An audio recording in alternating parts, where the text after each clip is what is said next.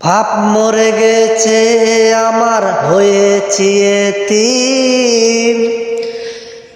মনে করেছিলাম কাকাদের ভালোবাসায় দুঃখ কষ্ট ভুলে যাব আমি। কাকারা আজ আমার সাথে করে জালিমের মতো আচরণ। আমার সম্পদের হিসাবগুলা সঠিকভাবে দেয় না বুঝাইয়া। কাকারা তোমরা আজ শুনে রাখিও, আমার সম্পদ মেরে খেয়ে তোমার সন্তানকে দিচ্ছ।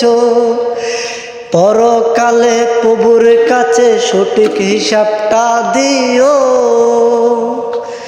তোমার হিসাব তোমারই দিতে হবে।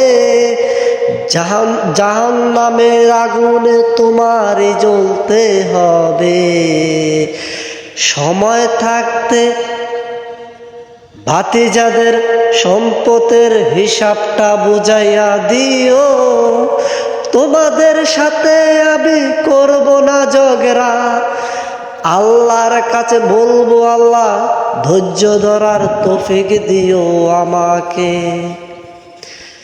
শুনে রাখো আজ তোমরা চাচারা, জালিমের মতো আচরণ করে পরকালে শান্তি পাইবা না। এতিমের মনে তোমরা আজ যেই কষ্ট দিচ্ছ, তার দ্বিগুণ কষ্ট তোমরা তোমাদের সন্তান ভুগবে।